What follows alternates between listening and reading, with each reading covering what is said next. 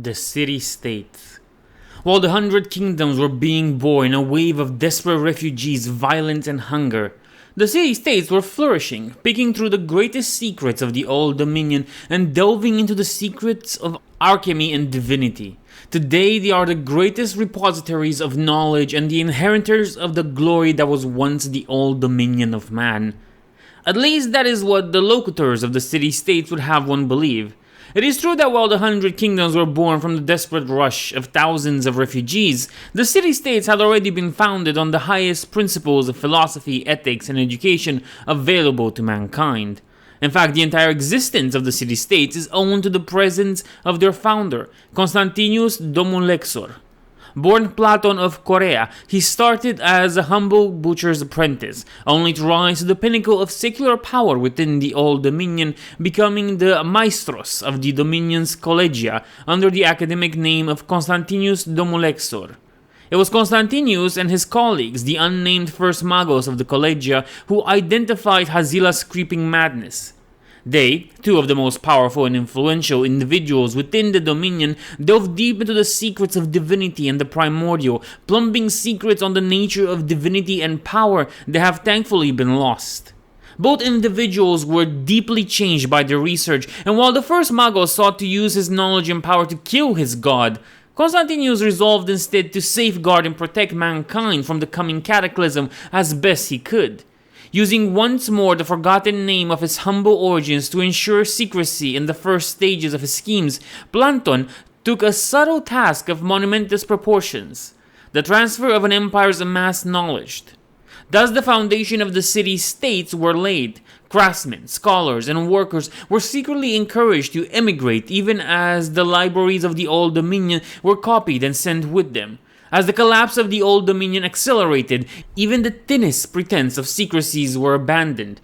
Entire libraries were ransacked, and countless legion reinforcements were diverted to serve as guardians for the burgeoning cities.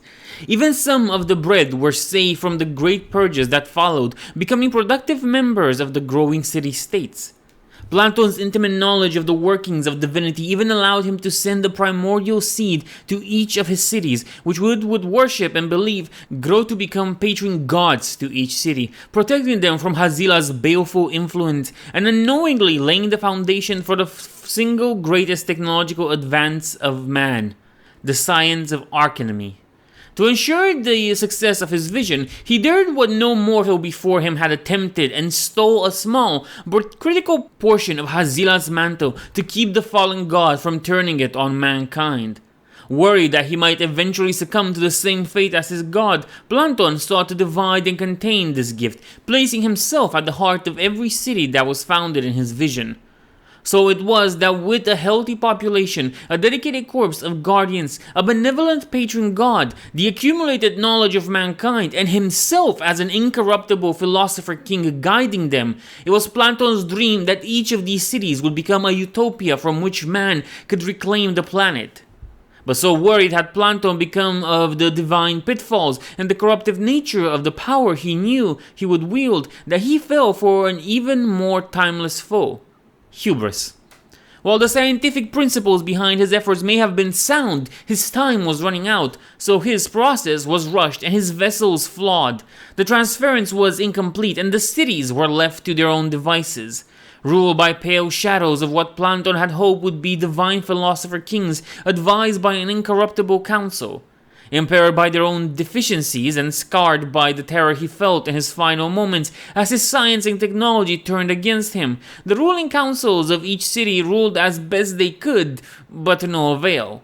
Within decades, little unity remained amongst the city-states. Fed by the burgeoning paranoia of the councils, all efforts were bent to securing the future and prosperity of the city against the divine foe that had already been defeated, rather than focusing on safeguarding mankind as a whole. Resources were hoarded and relations between the cities soured quickly. Fearful of upsetting the status quo, the councils proscribed almost all growth and development, but what they could control, an almost overnight archenemy and clockwork, became the driving force of industry within the city-states. With no overarching will to guide them, they soon became independent city-states, each warring with the other to maintain what dominance and resources they could secure. After decades of repression and warfare, it should come as little surprise that almost half the city-states rebelled against their own councils, particularly among those cities where the damage from the failed transference was the greatest. Some of these rebellious cities imploded spectacularly, their citizens fleeing north to the 100 Kingdoms or finding refuge in other more successful city-states. Those cities that endured fall within two broad categories: those that fell under the sway of demagogues and the plague of democracy, and those that fell under the iron fist control of their patron gods unleashed. Today, that is how the city-states stand, split among the demagogue, militarist, and academic consuls, squandering their glorious heritage in advanced technology, challenging each other and any who might threaten them for supremacy. The Scole. One has but to catch a glimpse of Pallas, crown jewel of the city-states, to understand the awesome power that the Scole wield. Its towering white walls grind the city like the arms of a lover as the gold cupolas of its trading houses shine day and night under the glow of the flaring phlogists, stacks that rise through the city like the dreams of a mad ingenious. Crowning this vision and rising from the center of the city in a vision of white and gold, lit by the lurid lights of its own accomplishment, the Acropolis upon which rests the Lyceum, seat of all power in the city-state and beyond. Pallas is the city around which all city-states have been molded, a shining beacon to the potential of mankind and the vision of its founder, Plankton. Unfortunately, despite his best efforts, Pallas remains a rare jewel amongst the city-states, true to the vision and principles to which it was founded, while other cities have strayed.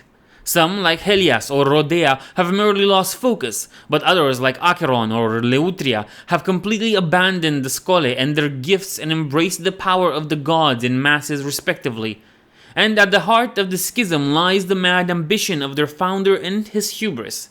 When Constantinus Domolexor envisioned his dream of mankind free of the yoke of worship, he knew well that one could not forge this dream overnight, not perfectly.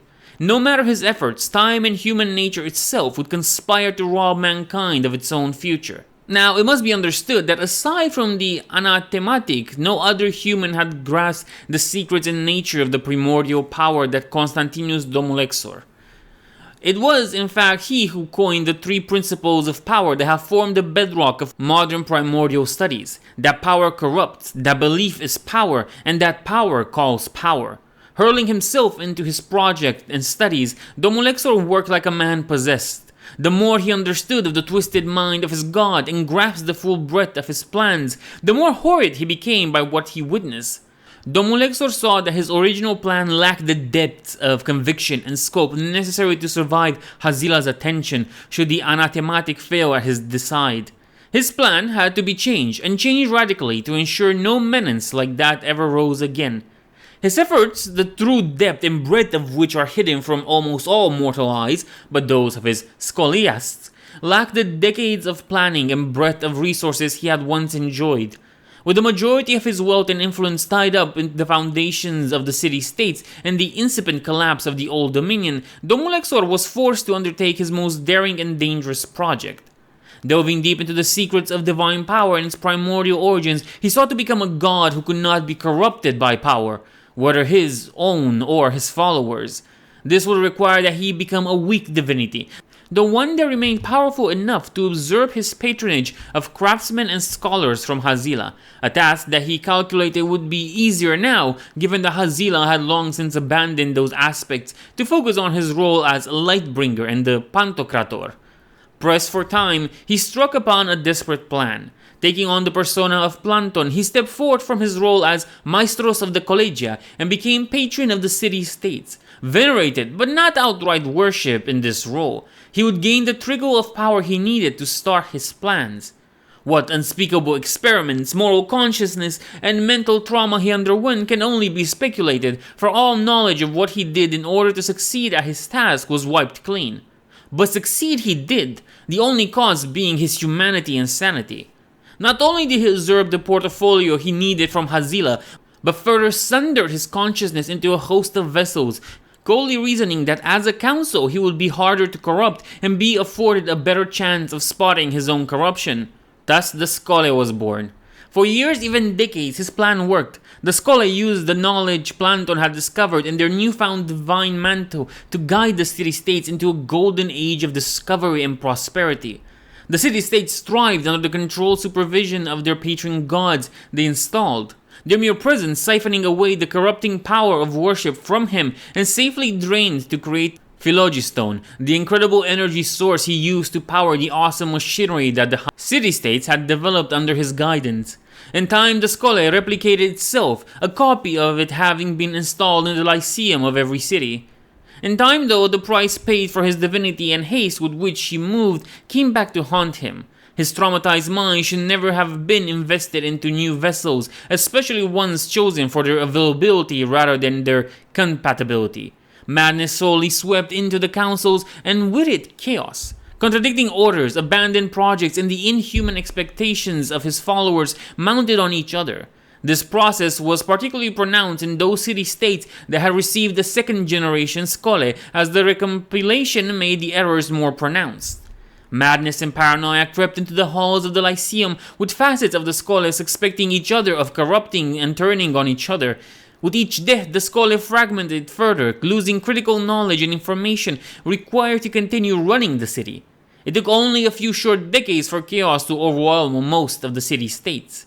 In some, namely Leutria, Elburon, and Laurion, the mobs broke into the Lyceum and, horrified by what they encountered, purged the Acropolis and established fledgling democracies that sought to fully integrate every member of the city's society into governance.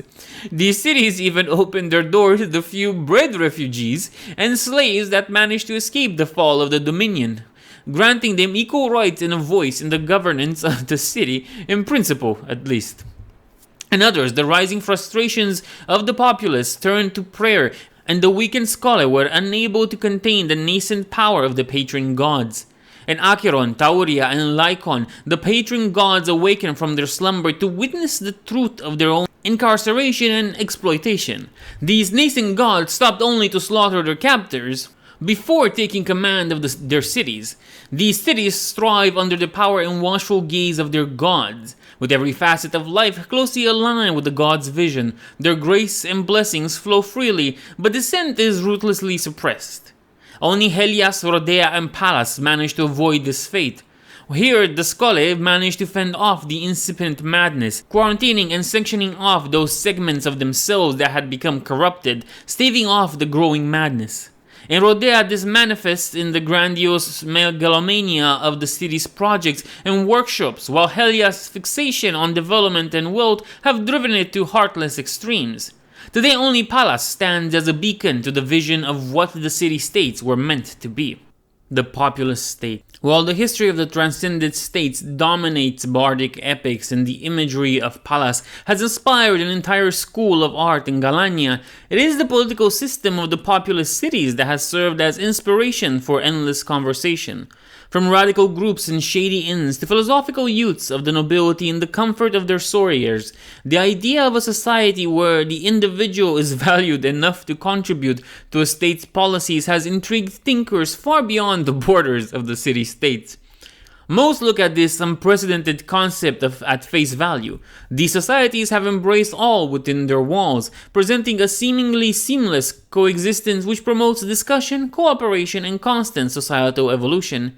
And indeed, visitors would be quick to notice the citizens of such a state walking freely and equal in its streets.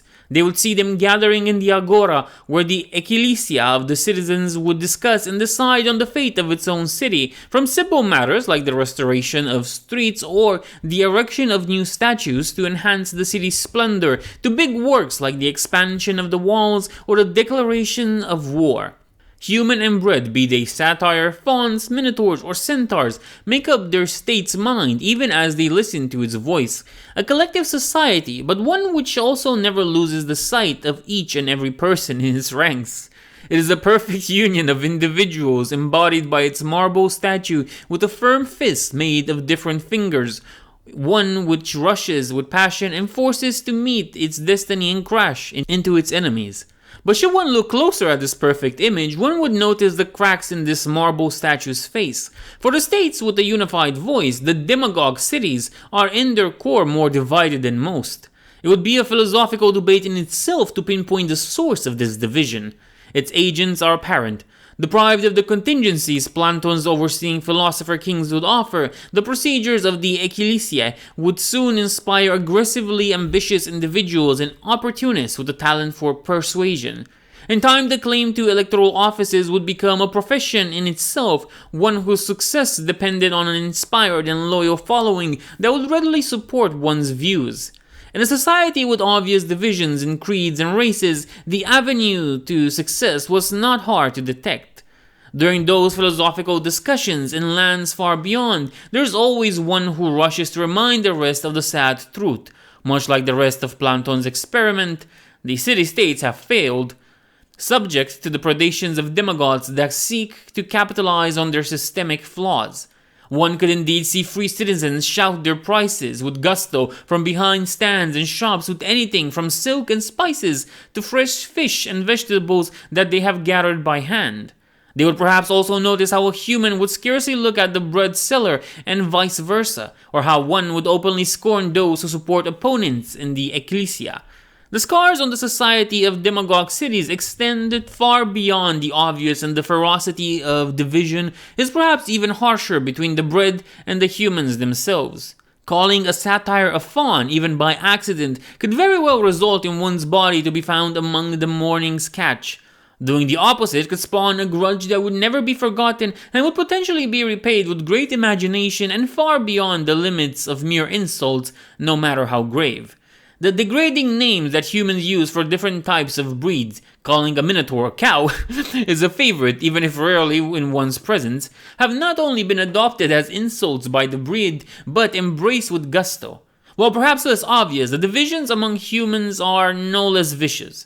When listened to with care, those inspiring discussions in the agora are rarely much more than venomous rumors and veiled, or not so veiled, insults that rarely have anything to do with the matter to be decided. The ideal of logic and the prevailing structured argument has long been abandoned, and the ecclesia have become glorified slandering platforms. Trade wars have been declared on purely political grounds that have financially crippled entire families. When such tactics prove to be insufficient, violent clashes, coups, and tyrants are ready to appear when offered enough support, only to be overthrown sooner rather than later. This process has been repeated so many times and with such consistencies that Vomophonos, in his comedy Temos, would have its protagonist be asked, "Tyrannon nihes?" Did you have a tyrant? When he claims he comes from a populous state, as if this would verify his claim. Apart from dry humor, however, there were much more lasting repercussions. Coups and tyrants would often find support among the oppressed bred, who would in turn see their rights suffering further when populism would be restored. What's more, the law often foresees that one's family will be held accountable for one's transgressions, having failed to produce a worthy, lawful citizen. Voting rights will be revoked for a generation or more, either completely or for some types of votes, until eventually some citizens will be ever so slightly less equal than the rest. Most bred and some human families today are allowed to vote only on specific matters of lesser importance, while only few could run for office even if they thought they did stand a chance to win. More often than not, these join the military, whose regular rank-and-file soldier lack many voting rights anyway, but have a guaranteed salary and place in society. In the end, that too serves the demagogues that saw them in that position at the first place. The might of the city is a favorite subject of the ecclesia. The damage to Platon's idea of a unified society was not done overnight, and in many ways that is where its success lies.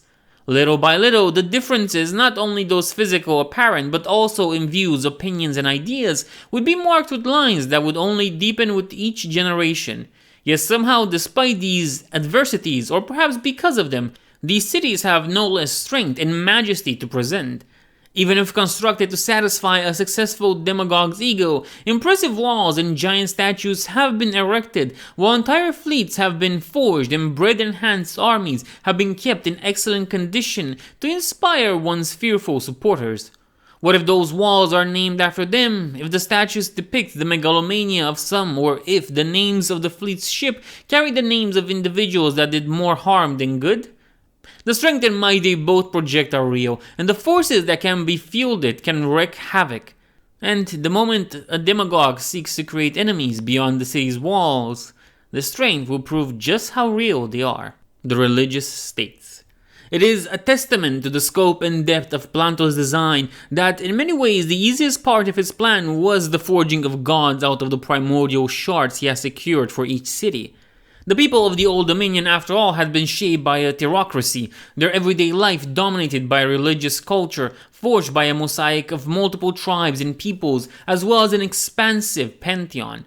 Stripped from its idealistic endgame of perfect society, Planton's enterprise was a true scientific miracle that saw gods created by the design of a mortal, an unparalleled success of human ingenuity. The shackles that contained these new gods, each further restricted in the confines of worship and influence of their respective city-states, were indeed placed ingeniously. But the strength and endurance of their manacles relied on the creation of an ideal society where great philosopher kings ruled in harmony and wisdom. With that part of the plan in shambles, the chains of these deities would weaken and cracks would prevail upon their gilded prisons. Their limitations would suffer and their thirst for absolute freedom would slowly consume them. In most cases, this would fuel an unending power struggle between them and the city's scholae, academics, and demagogues. But in some cities, the patron deities would expand their influence and purpose far beyond those of their intended roles. Ingenious, by far the strongest naval power of the city-states and a dominant force even beyond the pelaga of the cities, while the goddess Atrastia does not dominate the everyday life and politics of her city, many see her influence behind the city's admirals who worship her as a fickle and vengeful mistress that mirrors their sea. But it is perhaps no coincidence that those deities that have far expanded on their intended roles were originally designed as a triumvirate of military command, there to ensure the safety of the city-states. Whether because of the abundance of worshippers that their military societies offered, their very nature, or chance itself, three gods above all else would come to dominate their city's life and culture. In Tauria, Minos would be venerated with gusto, his double-edged axe adorning the shields of his warriors and his horns dominating his colorful city's landscape. Celebrated by his people for his disposition, ever willing to break his own rules, but also feared for his stern judgment and evil vengeful wrath, Minos is perhaps viewed as a warrior king, one who makes allowances readily, but whose mood swings can be unpredictable once an unseen line is crossed. His critics often dismiss him as reckless, petty, and self-indulgent, but an observant scholar would perhaps hesitate before adopting such views. Minos' warriors are some of the best in the city-states. For all the feats and colorful celebrations, Tauria remains a heavily militarized and structured society. His warriors have defended their patrons' influence and lands from other city-states, often through displays of power that one could portray as unnecessary, petty, or vengeful. Yet the warrior bull has rarely turned his aggressive attention towards the city-states unless provoked. Some claim unwilling to risk disrupting the balance that still ensures the partial success of Planton's plan, Tauria's forces have instead ever looked to expand towards the Illyrian plains. Multiple campaigns in war against the Telian Empire or the 100 Kingdoms later have been waged that, through both victory and defeat, have inspired timeless epics of legendary warriors, massive battles, and heroic deaths. Minos' stricter and more ruthless counterpart reigns in Lycaon, where echoes would ensure the city's name would become a synonym for strength, cunning, and ruthlessness. His efforts to break free of his shackles are as relentless and single-minded as they are calculative and patient. It is perhaps a blessing that Echos' limitations remain seemingly stronger than Minos, but the deity is nothing if not a cunning commander. It is no coincidence that no city and few towns or settlements exist near his, and the entire Lyca Pantheon, the Valley of the Wolf, is riddled with ghost towns and abandoned ruins of temples to other deities. If directly challenged through force, the challenge is answered with spear and sword, quickly and efficiently, and it is said that even the Nords have learned tales of ruthless warriors with Lycanon's initials on their shields. Still, Echos understands that it is preferable to convert than to kill would-be followers, and that the way to freedom is not a battle, but a campaign. Where circumstances allowed, rather than eradicating a settlement, crops have been destroyed, land salted, and animals stolen or killed, the missions often used as training for child cadets. In time, the would-be settlers would either leave or try their luck in the existing towns or the city. If they did not come to worship him, then their children or their children's children would. Ever few of words and despising fanfare, Echoes would see Lycaon become a symbol of military strength that the entire world would come to know. Last of the intended triumvirate was Rhadamanthus, patron of Acheron. Unlike his counterparts, Rhadamanthus was intended as a thinker and a strategist, not a mighty warrior or commander. Baptized as he was with one of the many names that once belonged to the seer, the deity was soon venerated as a judge of the dead, and the god readily adopted the mantle, with eyes sternly turned to the rising threat in the east.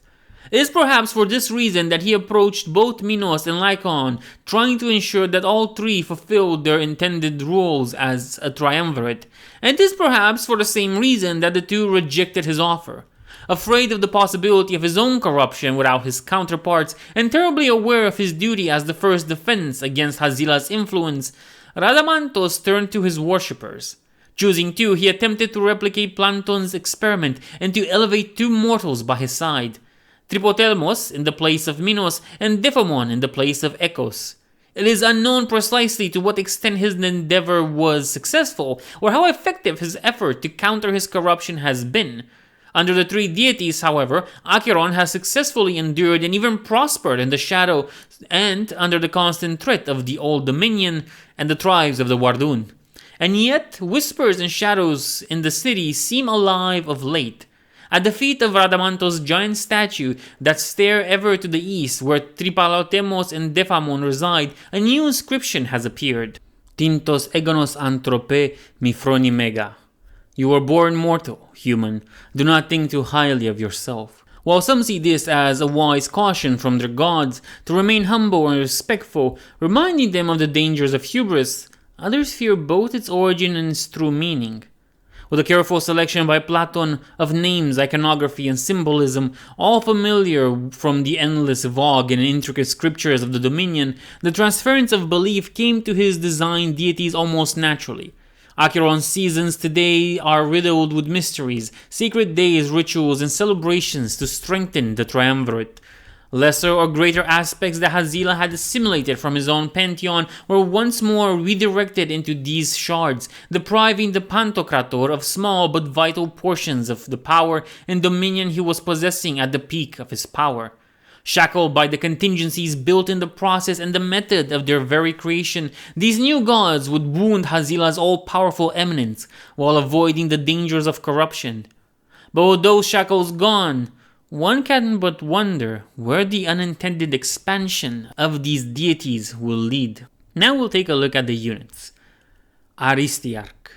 Much of a city-state's bureaucratic apparatus is selected through a rigorous civil service exam, but the Aristiarch is an exception. Handpicked from the pool of aspirant polemarchoi by the ruling power of a city-state, be it council, a tyrant, or even a god, an Aristorachos embodies all of the virtues of a city-state and is thus chosen to lead its forces on campaign. Tested and trained to a standard even higher than that of the Polemarch, his studies focus instead on strategy, philosophy, politics, and economics, allowing him to serve the role of general, ambassador, or governor as needs dictate to further the power and glory of his city. The Polemarch, or Polemarch, whatever. Raised almost exclusively within the walls of the Skole, aspirant Polemarchs are selected from the teeming multitudes of the city-state through the rigorous early exams that feed the city-state's administration. Chosen for their leadership skills and physical proficiency, their exhaustive 10-year curriculum is rounded out with at least a decade's worth of actual combat experience before they can claim the title. Leading from the front lines and inspiring their troops, Polemarchoi have become iconic figures epitomizing the martial strength of the city-states. This has led ignorant northern scholars to translate the title of Polemarchos as warlord. This is wrong. The correct title is Lord of War. Mechanist. Every army of the city-states that marches to war does so under the supervision of at least one mechanist. One could be forgiven for believing he is there to ensure the smooth operation of the army and the countless machines, both big and small, that are so vital to the smooth operation of a city-state's army. What many fail to recognize is that they are there to ensure the reality itself operates along the rules and parameters laid out in their lexicons by their divinity. Eidolon. The Eidolon are everything that the Inquisitors are not. Unlike those twisted, crude vessels, an Eidolon represents the pinnacle of the Schola's technique. With its body enhanced in every way imaginable, its flesh reinforced to handle the phlogiston, bonded blood that has been decanted into it, its limbs anoded with the strongest and lightest alloys the city-states can manufacture, and its lungs enhanced to power the blistering furnace that is its metabolism. Even so, all of these changes pale to the masterpiece that is its mind, a blank state with not an ounce of will or thought of its own, whose automatic functions are perfectly preserved. The perfect host for the Schola to download itself into and execute its will. Hipparchos. The Hipparchos, the gifted commander and powerful combatant, whose nature is deemed too aggressive to entrust overall command of an army to. He is instead given tactical command of the fastest and most elite units on the battlefield, where his direct leadership and natural aggression allows him to shine. This liberties the Polemarch or Aristarch to focus his efforts into the thick of combat, locking the enemy formations and creating space for his subordinates to seize the initiative and deliver the killing blow. The Lokagos is a critical promotion for a veteran hoplite who has taken a permanent position in his city-state's military. They quarter and fight on the front line with the troops, but are present in all of the staff meetings an army on the march may have. This insight into the officer's thinking allows them to quickly relay orders and adapt to the flow of battle, making sure the army fights as a unified whole. The Dorilates. Hoplites know that the difference between victory and defeat lies with the strength of the phalanx and focus their efforts on the integrity of its shield wall. The canniest veterans among the hoplites know that pure defense will see a phalanx buckle under uncontested enemy pressure. Thus they turn their eyes to the Dorilates, the spear masters among their numbers, to set the tempo and angle of their thrust, complementing the sheer defensive power of the phalanx with increased aggression. The Selinoi. Nowhere in the society of the city-states is their ambivalent relationship with the bred more evident than with the Selinoi. A nice seamless blend of man and goat, the Selinoi ultimately proved to be the hardiest and most adaptable of the breed who survived. Intelligent, fast, and tough, they quickly exceed at their tasks, putting them at odds with humans and painting a mark on their back when the purges started during the fall. Today, those Selinoi who survive have done so by learning to coexist with humanity or avoiding it as much as possible. Selinoi hunters shun the crowded streets of the city-states, choosing instead to roam the deep forest and wildlands that invariably form around the city-states. Their woodcraft and hunting skills making them invaluable scouts for the city-states, and their presence is tolerated and sometimes even encouraged, if only to secure these capable scouts in the city's forces. Hoplites. Unlike the feudal obligations of the 100 Kingdoms, the city-states have embraced a higher ideal for their people and armed forces. The bulk of their army is composed of hoplites, citizen soldiers mustered to protect their city and its interests. Armed and equipped from the advanced foundries of their city-state and drilled relentlessly, a phalanx of hoplites is an almost immovable obstacle on the battlefield, capable of holding their own against the best any challenger might throw at them. Phalangites. While hoplites are the citizen soldiery of a given city-state, the phalangites are its professional army. Hard-boiled and scarred veterans of countless campaigns, phalangites take everything that makes a phalanx deadly and kick it up a notch. Eschewing the use of the hoplon, shield, and their daily drills allows them to employ their spikes, the dreaded sarissa, while holding formation. This turns them into both a hammer and an anvil, allowing them to retain their defensive nature while crushing the opposition behind an impenetrable hedge. Minotaur hashpits. Those minotaurs that have somehow escaped the sad fate of their Tyrian kin can look forward to a quiet life of agrarian work. Their prodigious strength and legendary stamina mean that even with the odds stacked against them, most can look forward to buying their own emancipation right within a decade or two. As citizens, however, they are duty-bound to serve in the army much like their human counterparts. Most do as hashspits, consciously standing apart from their fallen Tyrian kin, specializing in defense and bolstering the line where the weaker humans might falter. Promethean. When one gazes upon the wonders of a city-state, its cyclopean walls, its towering cranes and smokeless foundries, one cannot help but suspect that these wonders cannot have been built by mortal hands alone. And they would not be far wrong. Deep within the bowels of each acropolis resides the Prometheans, ancient titanic allies of the Scole and their founder, whose deep primordial knowledge is responsible for many of the wonders that allowed the city-states to stand. Rare and fell is the need that rouses one of these ancients to war, for their very blow cracks its enemy's will even as it empowers its allies. Inquisitors. Looming almost twice the height of man, these lumbering monstrosities bear little resemblance to the man they once were. Now little more than empty vessels that the Scole can unleash at will, Inquisitors are the red right hand of this shadowy consort. Now a twisted amalgam of flesh and steel, the sole purpose is to embody the wrath and will of that shadow consort on the battlefield and beyond. Piston-driven limbs cleave through flesh and steel with alarming ease, their limbs powered by the traces of phylogistone that courses through their veins even as it burns their stunted lives short. The Satyroi are much like the Selenoi, but unlike the more peaceful Selenoi, Satyroi have turned to anger, hate, and violence. Kidnappers, extortionists, consummate thugs, and dangerous gangers, the most dangerous of Satyroi are often press-ganged into the army where their combat skills and unbridled ferocity make them skirmishers without peer. The companion cavalry are rather an outliner in the city-state's forces, mainly because they do not, in the strictest sense of the word, belong to the citizen soldiery army of most armies.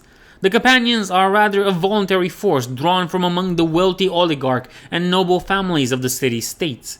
Armed and armored in the finest weapons money can buy, these impetuous scions of nobility are trained by retired polemarchs and aristrachs in the private gymnasiums of the wealthy, while their horsemanship is honed in the massive hippodromes that tend to dominate the skylines of each city-state. Despite their eclectic training and impetuous nature, these horsemen are a valuable enough tool that the city-states have diverged from their orthodox army organization to incorporate them.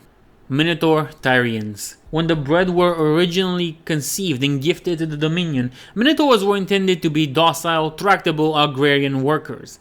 It did not take long for man to look upon this mountain of muscle and decide to put it in a different use. Purposefully bred and conditioned for aggression, Minotaur Tyrians and their double-handed weapons are an unstoppable presence of the battlefield, delivering unstoppable charges and wielding massive weapons that make a mockery of enemy defenses and formations. Hephaestion. While the Titans were convinced of the need to aid the Scole and their founder in their efforts, not all of them agreed how. The Prometheans chose to aid them by sharing with them the secrets of creation. The Hephaestion chose a different path, that of destruction. Looking upon mankind and worried of what they would make of the weapons they had been gifted, the Hephaestions chose instead to become the weapons, bringing their overwhelming power onto the battlefield on behalf of their mortal allies. Myths and reality. Considering the youth of the city-state civilization, the number of myths and legends that permeate their culture is staggering. In a scant few hundred years, an elaborate mosaic of heroes, monsters, and deities have established themselves in the minds of the population to the point where few everyday discussions do not include some form of reference to personas and places that may or may not have existed. Unparalleled art has been sculpted, painted, and created to depict entirely or almost entirely fictional characters and scenes, while pottery, epics, and theaters around the cities retell the stories at an almost daily basis. The natural question one could feel inclined to ask is simple. Why? Are the people of the city so much more inclined to myths? Do they suffer from a mysterious mass affliction that sees the most scientifically groundbreaking human civilization turn to fables? Considering the origin of their civilization, the scientific mind that molds so many aspects of its society, and especially their founder, who had meticulously planned each detail of their existence, one would expect a level-headed society that put reason before fantasy and history before myths. And yet at first glance, the city-states present a collection of tales that seemingly dwarf those of the kingdoms and rival the likes of the Nords. The answer to the question is not straightforward, and the reason can only be theorized in their multitude.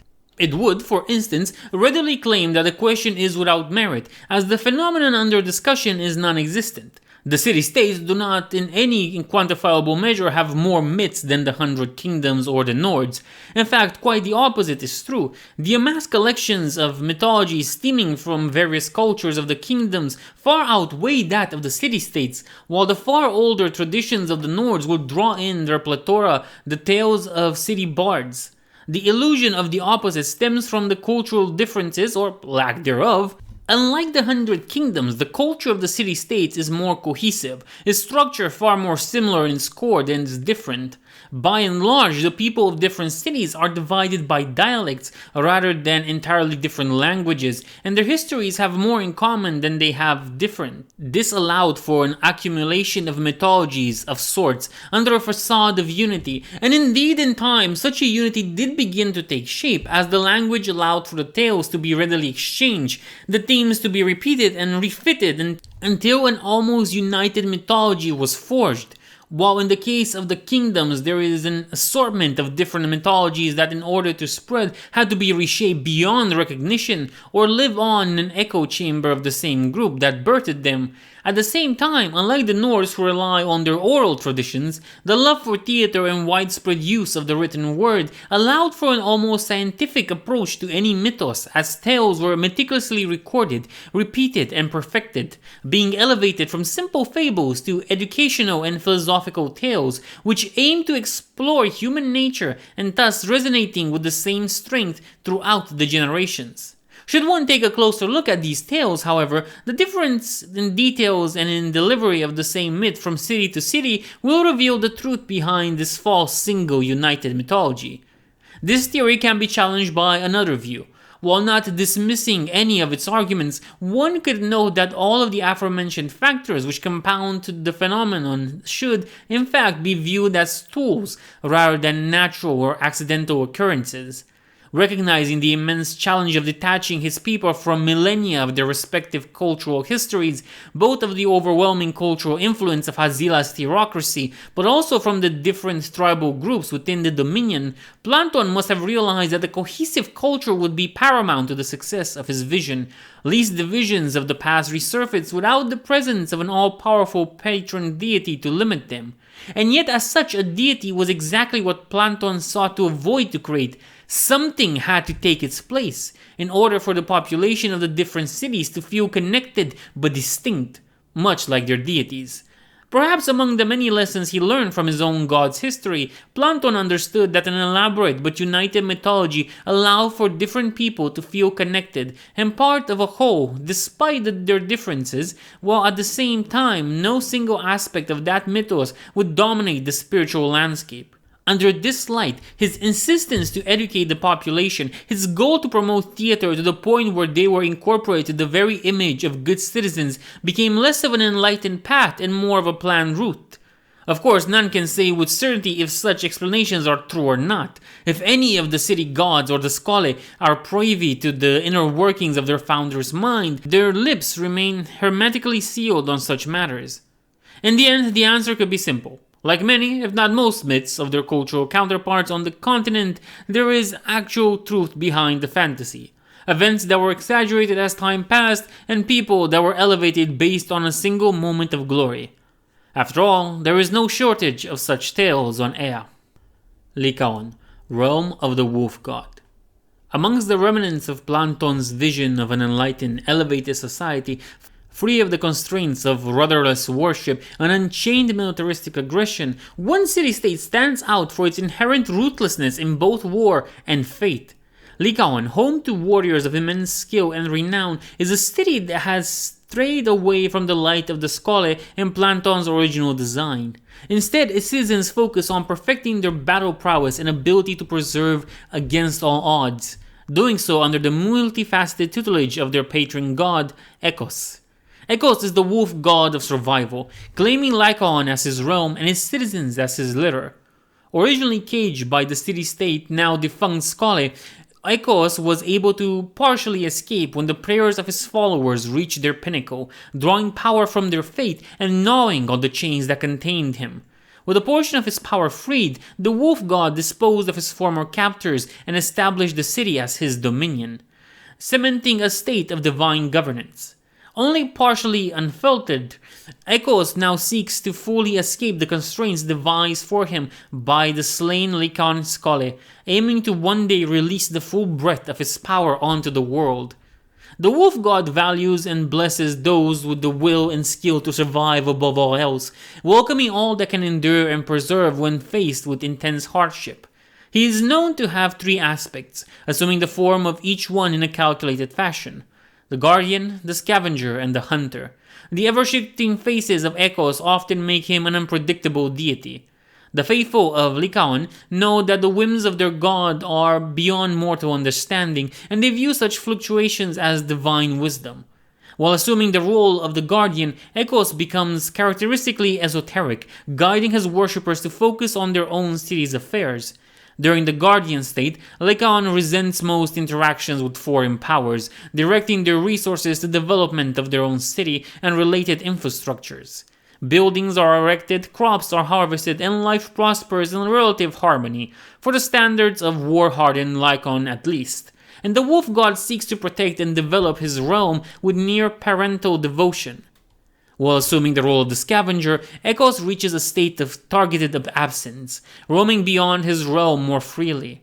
When not absent, as the wolf god tends to disappear, satisfying his own hidden desires during this phase, Echos commands his followers to take all they can in the name of survival.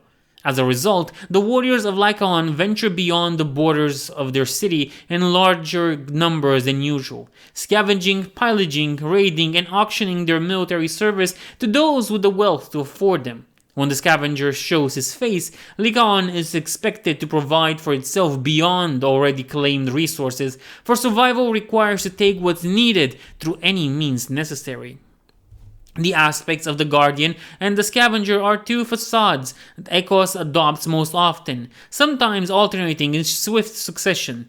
The third and final aspect is the rarest, showing its fangs upon a sole occasion: war. When the hunter emerges, the warriors of Lycaon march as a unified spearhead, conducting wars with scalpel-like precision. Unlike the scavenger, who casts a wide net and takes whatever he can from whomever shows weakness, the hunter focuses on a single target, using warfare as a tool to achieve goals that would benefit his realm. The armies of Lycaon are molded into highly effective force when engaging in large-scale conflicts, using varied and devastating combat doctrines to break and defeat their enemies. Such tactics revolve around psychological, maneuver, and guerrilla warfare, chipping away at hostile defenses before delivering the final blow. It is theorized by some scholars, outside of Lycaon's theocratic vigil, that Echos' aspects are but a manifestation of the prayers of his faithful. During certain periods and events, the favor of the masses is known to shift from one godly facade to another, often resulting in a corresponding change from the wolf god soon after. Additionally, there are some within Lycaon's society that choose to constantly venerate a single aspect of their deity, stemming off their personal preferences and desires. Where the whims and prayers of mortals truly affect the wolf god's transformation remains unconfirmed nonetheless. All citizens of Lycaon are highly trained warriors, putting to shame numerous professional soldiers from other cultures. To become a citizen and be inducted into the city-state societal structure, one must go through the trial of Echos. The sacred test of tenacity and perseverance is open to all who inhabit the lands of Lycaon, the Lycatopian, meaning the Valley of the Wolf. While all are welcome to take part in the test, including bred, not just human, it is usually preferred by the youthful, as one must endure extended physical and psychological hardships to succeed. Those members of Lycaon that choose not to partake in this critical test of tenacity are required to provide sound reasoning, which is subsequently judged by the priesthood of Echos. If the argument for abstention is found to be valid, the individual is exempted from the trial process. Circumstantial citizenship is granted, with such individuals being allocated to perform tasks that best serve their city-state, while losing the right to participate in Lycaon's war councils. Those with lacking reasons for non-participation are banished to the northern portions of Lycopantheon, simply known as the Lycan Wilds, and are declared as recreants. The Lycopantheon is comprised of two distinct regions, Carpos in the south and the Lycan Wilds in the north, cleanly segmenting Lycanos' valley home. While the southern expanse of the Great Valley, Carpos, is filled with fertile farmland and is the spearhead of Lycanos' modest agricultural endeavors, the northern wildlands stand in stark opposition to their domesticated counterparts.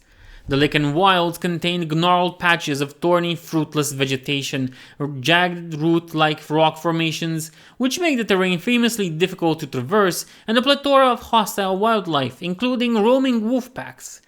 It is to the north that those that have fallen from Echos' favor are exiled, forming ramshackle communities and shanty towns throughout the hostile lands they are forced to inhabit. Many of these exiled communities are built upon the ruins of towns and temple complexes from Lycopantheon's past. Once venerating deities other than Echos, such structural remains serve as a grim reminder of those that overburden the wolf god's patience. Consisting of criminals, traitors, heretics, and other such unwanted individuals, Lycanos' exiles harbor a deep-seated hatred for all those that are associated with Echos, especially individuals that seek divine favor by participating in the sacred trials. All aspirants before their test commences are stripped bare and subsequently given a simple wool tunic and a set of basic tools, including a small knife and a modest length of rope. Only then are the contenders released into the Lycan wilds, being given a singular goal: survive an entire week within the wildlands. Thus, for an entire week, aspirants must sustain themselves on very little, relying on scant eatable vegetation and limited quarry to satiate their hunger. Hunting in these lands is a difficult task in its own right, for there is an overabundance of predators. With limited prey to go around in comparison, it is often the case that aspirants will find themselves to be hunted, in an unfortunate reversal of roles, pursued by snapping jaws and eager howls. Often enough, the pursuers will not be of bestial nature, with other humans being all too willing to prey on the roaming trials hopefuls. The banished denizens of the wilds will show feverish hostility towards the trial takers, seeking to harm them at every opportunity as a heretical jab to the god that forsook them. Those permanently banished the Lycan wilds are infected with the wolf pox, a debilitating disease that sprouts foul, pus-filled pustules across the bodies of the contaminated. Such a sickness cannot be contacted through conventional means, being reserved only for those that have attracted the wolf god's wrath. Or so it is said by Echos' followers. Those afflicted by the mystical ailment will not outright perish from it. Instead, they will gradually go insane by the burning pain and unimaginable discomfort that sprouts from within their festering bodies. Such culminating agony bestows the branded exiles unholy strength, their lunacy driving them to a killing frenzy when faced with those not burdened by the wolf god's curse. Legends exist, tales told during moonlit nights of aspirants that are driven mad by hunger and resort to feasting on the flesh of humans and breed alike. These creatures, called lycanthropes within the local folklore, mutate to resemble a hybrid of man and wolf, ever hungering for the flesh of their former peers. Most within the city-states dismiss such accounts as superstitious drivel, gory tales meant to entertain and spook the uneducated. Others claim that the wolfish horrors are in fact real, though such statements have never been backed through first-hand sightings. Yet with the recesses of city-state scholarly discourse, an odd theory lingers. Could these lycanthropes be the lost fourth race of breed that were gifted by the spires? If an aspirant manages to complete the trial of Echos, that individual is gifted with a modest parcel of farmable land, a complete panoply, and a set of weapons. The life of a fully fledged citizen is shaped by the whims of the wolf god, oath-bound to march to war when called to do so, and tending to his land when not required to don the mantle of the warrior. When it comes to the earthly stewardship of Echos' realm, two mortals have been chosen to rule on his behalf, acting under his divine tutelage. These are Deimos, the king of Lycaon, and Nike, the warrior queen of the city-state. Deimos is a shrewd demagogue and spymaster, controlling and supervising Lycaon's affairs from the shadows. The Wolf King is rarely seen outside the walls of his palace, built upon the ruins of the city's former skale and housing Echo's partially ruptured prison, operating instead through his extensive network of agents and infiltrators. Nikki, in stark contrast, is rarely seen within the city's boundaries, leading Lycon's armies on the battlefield instead. The warrior queen, affectionately called the Huntress by her followers, is a peerless warrior and tactician. Her light yet densely muscled figure is a well-oiled machine battling with poise and precision. The queen's mind is equally masterful, handling battlefield preparations, strategies, and wartime diplomacy with the skill of a seasoned artisan. Yet talented tacticians are not in short supply within the city-states. What sets Nikki apart in her ability to combine the roles of diplomat and general, seeking to disarm an enemy through negotiation before resorting to bloodshed. When not leading her armies at the forefront of a military campaign, the warrior queen prefers to supervise the many fortified camps that dot the borders of Lycaon, only returning to Lycaon to convene with her mate and co-ruler. The king and queen of the wolf god's chosen city have produced 2 offsprings, a son and a daughter, yet neither is guaranteed to inherit their parents' throne. Echos himself chooses who rules under his grace, electing a new ruler whenever he deems necessary. Echos' favored city-state seeks only to survive, preserving in a hostile world through steel, tenacity, and fate. Vigilant over his realm, the wolf god seeks to fully sever his leash, wishing to unearth the full extent of his power that the Skale withheld from him. The port of Rhodea.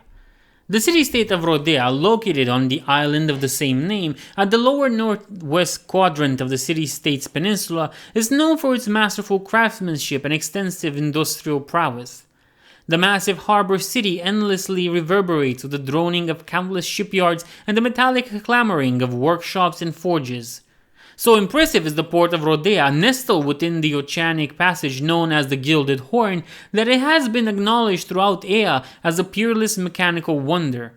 Such is the complexity of the port's combined constructs that inventors, engineers, and craftsmen across the world travel to Rhodea en masse, seeking to gain knowledge through their educational pilgrimage.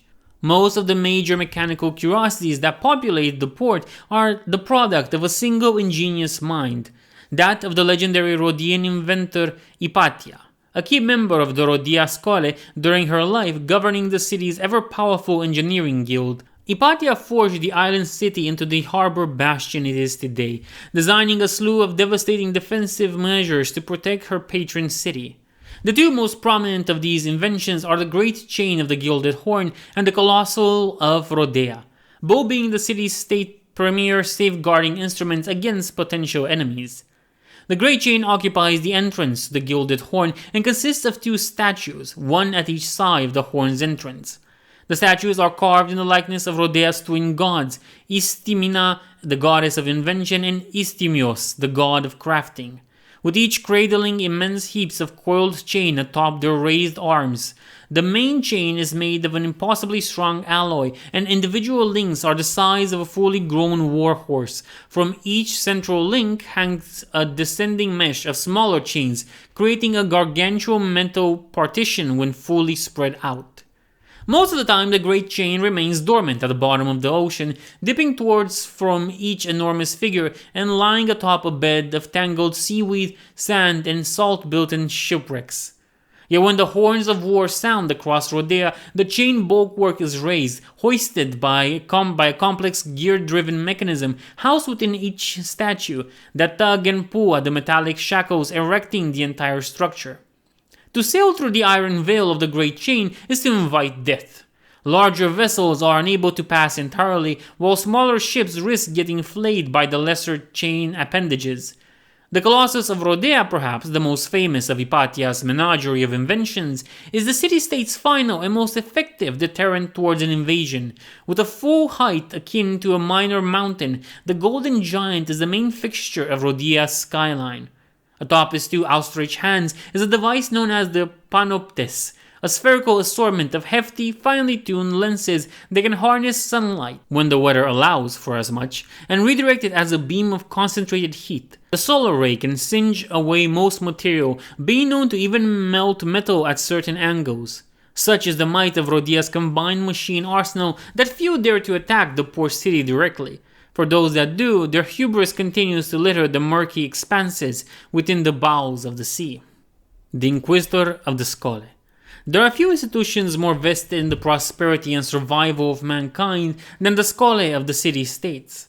Their very creation arose from the self-sacrifice of one individual who beheld the horrors of divinity unchecked and sacrificed his very self to create an incorruptible entity that would stand against the horrors that plague mankind upon Ea. Today, the Scole are at the gleaming forefront of mankind's future.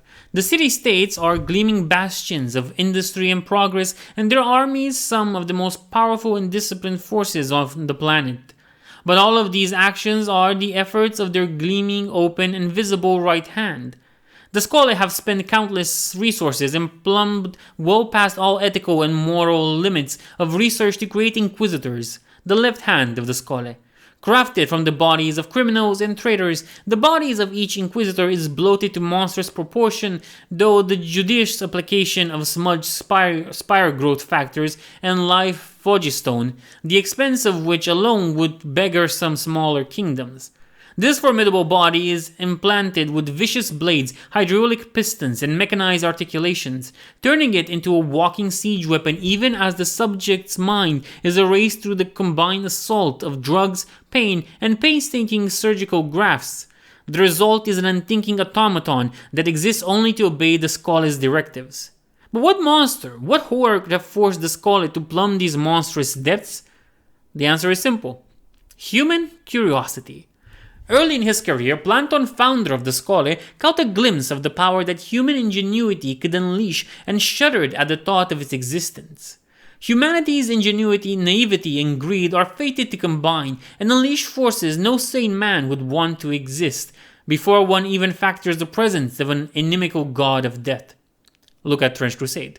And so the Inquisition was born, not to hunt witches and devil summoners, not to hunt diabolists and dirigists who would threaten mankind with their short-sightedness, but to hunt down the best and brightest of mankind, thus ensuring that their unwitting contributions did not doom mankind to extinction.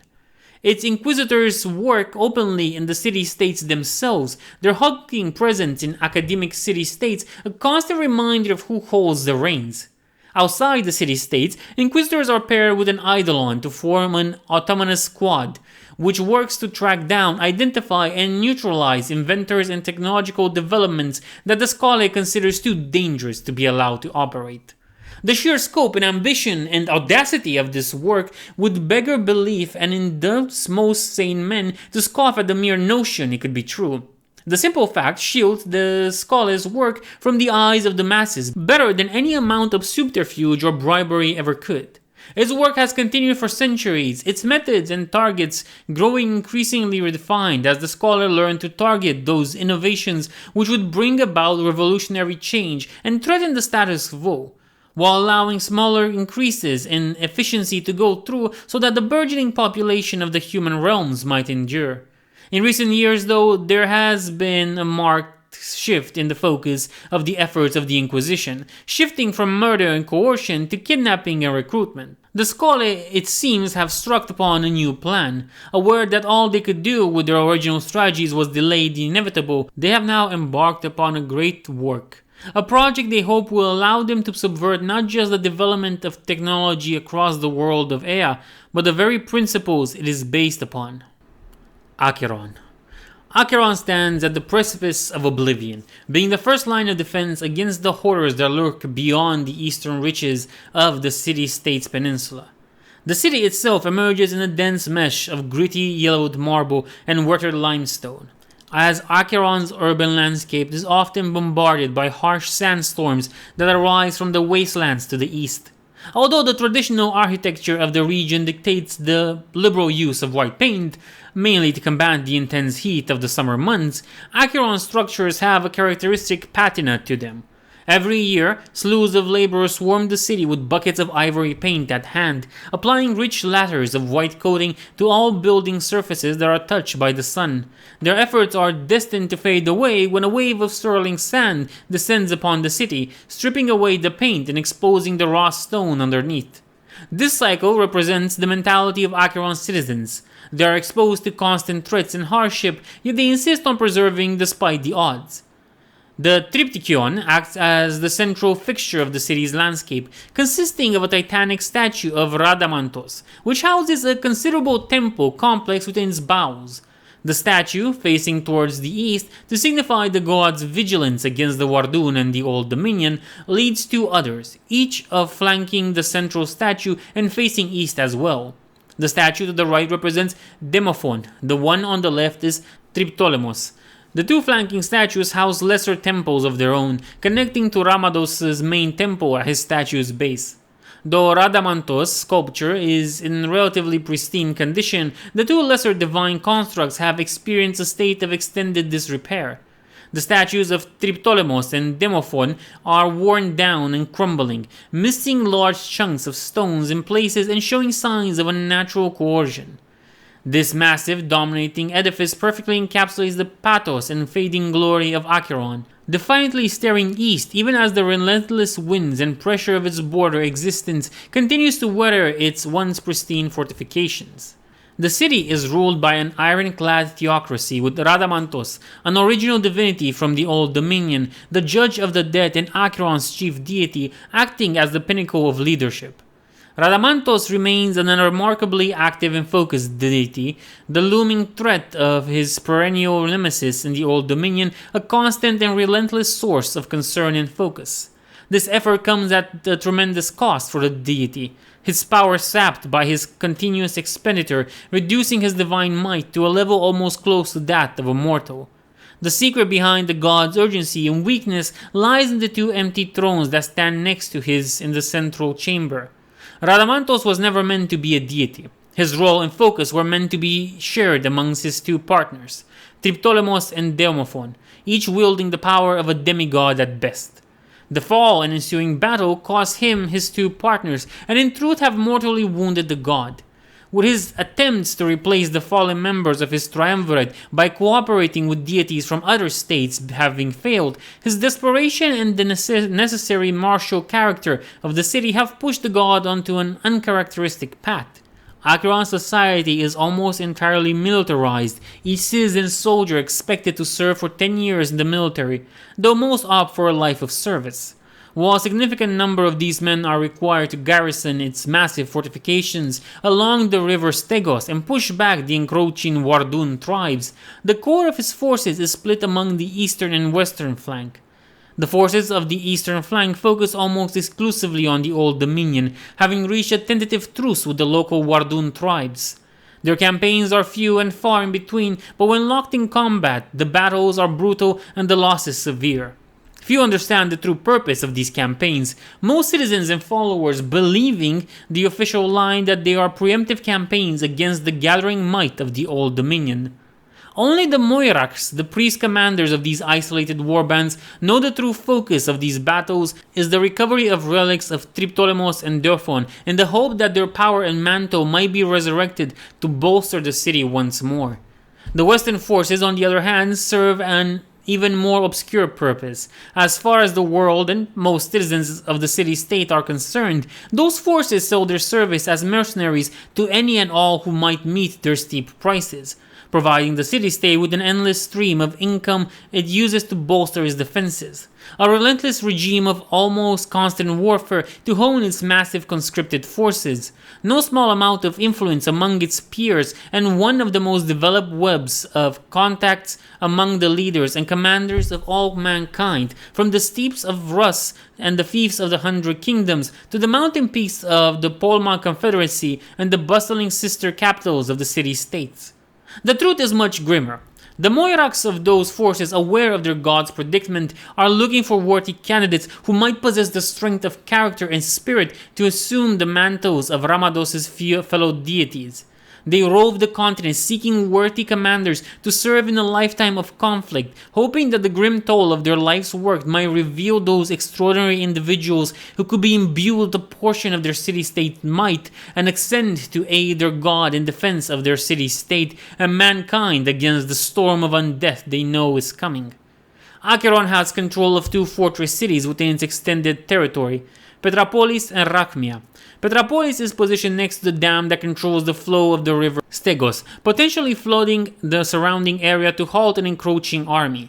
Ramia has used similar dam technology to push back the ocean in its vicinity, giving it access to enormous man-made salt flats which constitute a larger part of its trade.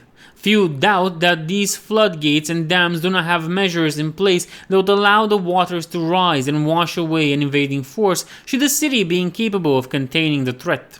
The city-state of Tauria. To live is to seek adventure, and to seek adventure is to experience glorious combat. That is the decree of Minos, Tauria's warrior king and patron god.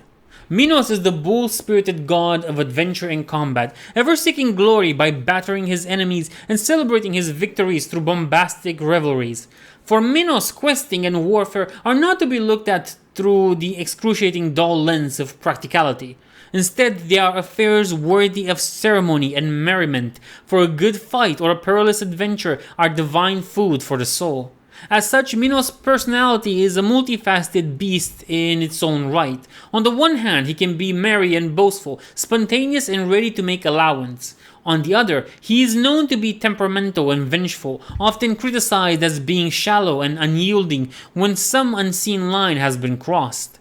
While such mood swings can appear petty and juvenile to the uninitiated, the faithful of Tauria understand and embrace the duality as part of their god's passion and zest for life, pointing at the might and splendor of their own city to offer evidence.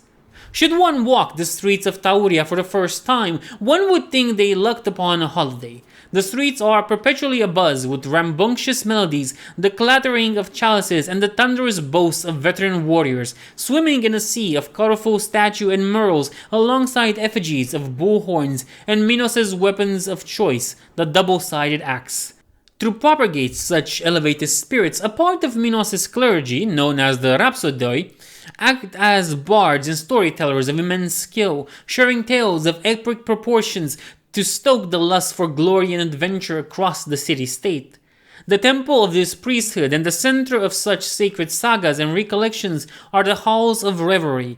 This vast gallery houses a truly immense feasting table running across the entire length of the building and filled with potent alcohol and mouth-watering foodstuffs. Minos' faithful fighters flock to the great halls in droves, feasting while listening to the magnificent tale of their city's greatest warriors, drawing divine inspiration before they eventually depart to fight in the bull god's name. Visitors are allowed in the halls and are sometimes even invited to the table, while the Rhapsodoi accept donations, readily offering their gratitude in the form of information about challenges and chances for warriors to prove themselves. It should come as no surprise that minotaurs are ever welcome in the halls, offered shelter and sustenance if needed before they are sent to the Acropolis of Kephala. While the city's center of trade and culture lives in a festive atmosphere that leaks to neighboring districts, the city's expansive Acropolis tells another tale. Set atop the fortified Kephala plateau and dominating the city landscape, it houses the Kataphis, the god's holiest of holies, where Minos' own arms and armor rest. While the city's civilians and veterans reveal below, the Kephala houses the god's training grounds. Here, faithful of the bull god come to hone their warrior skills, both as individuals and as soldiers. Little is colorful about the soldiers' training, with discipline, efficiency, and coordination valued greatly, and punishments exacted by the god's other part of the clergy, the Kerasphoroi, are harsh for those who fail to follow mandates or break formation. At the same time, however, each soldier is individually trained in any style of combat they prefer, often choosing techniques that lean towards spectacle and flamboyancy. While the two seem conflicting with the efficiency of the method challenged by the doubters, the god's aim is simple. He wants brutal and efficient armies manned by soldiers who can excel individually and break the spirit of the enemy while rallying their allies behind heroic deeds. The pinnacle of individual training is reached in the Pantarion, the gateway to the Acropolis and Tauria's grand arena, which acts as a gathering nexus for most of the city's warriors. Such events are frequent and bloody, attracting warriors from all walks of life, both human and bred, and forging combatants without equal. The events that take place within Minos' sacred arena are many, ranging from tense duels to the death, vicious assaults between minor gladiatorial armies, and bestial attacks, cavalry skirmishes, and many other such showcases of battle-centric prowess. The most famous event that takes place in the arena is the Labor of Minos, a surviving challenge that is of the utmost importance to the bull god.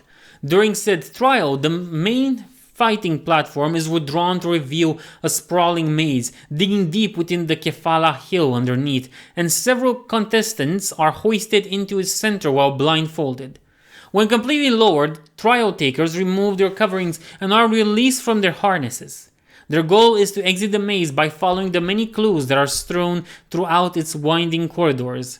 Alongside the maze trotters, two monstrous bulls are unleashed into the maze from its edges, seeking to trample all competitors they come across into a meaty pulp. Such bulls are especially bred and act as avatars of the deity's earthly presence. Each bull stands at twice the height of an average man and is 4 times as wide, while being unnaturally muscled and having hides that are said to have the hardness of metal. Additionally, the maze itself is filled with traps and is able to mechanically alter certain paths and corridors, making the ordeal that much more challenging. Those that survive the Labor of Minos gain the right to touch the god's armaments in the cataphysis, and it is said are visited by the bull god himself, forever gaining his divine protection. In terms of leadership, the city is ruled by its god and its clergy, at least in principle. In practice, Tauria is led by a largely ecclesiastical oligarchy who rule along with a select council of elders, individuals of note that represent the major factions that make up Tauria's infrastructure, including wealthy merchants and military leaders of note. Tauria rarely turns its attention towards the other major city-states, unless of course Minos takes offense at something. Instead, the city favors expansionist policies towards the west and north, with the tales of war against the Telian Empire and the free city-states of the Alarian Plains still echoing proudly in the halls of revelry. Tauria continues to reach beyond this border whenever the opportunity arises. Today, the colony and the fortress city of Baubalia is positioned close to the borders between the city-state peninsula and the Illyrian plains, acting as the spearhead of the bull god's maneuvers in the west. Such plans, however, have been severely hampered as of late due to the recent arrival of the sorcerer kings in the region, with the subsequent founding of their settlement of Tashkin Hajala dragging valuable land and trade further away from Tauria's grip. The most striking example of Tauria's daring bravado and expansionism is the colony of Abydos. Located at the southern portion of the Weaver Courts, the heavily fortified settlement is the only known example of foreign occupation near the enigmatic region. Lastly, the island of Kameni, where once the grand city of Fera stood, and the town of Vopolis openly serve as Tauria's vassals, brought to heel in centuries past after offending the bull god. Yet rumors whisper that the two cities are working in secret towards a joint rebellion. Tauria's unfettered and unapologetic diplomatic approach has granted it multiple enemies, including other city-states and powers from within the 100 Kingdoms. On the surface, Minos seems unaffected and unconcerned. However, this is not all that is encompassed within the bull god's sphere of influence. For Minos is a passionate god, with a drive for might and glory that reaches into the farthest and most remote corners of Ea. This was a nice one. I like the Greek themes of it. If you managed to reach it this far, please like, comment, and subscribe. It helps the channel grow. Nevertheless, I'll see you in the next one. Arrivederci.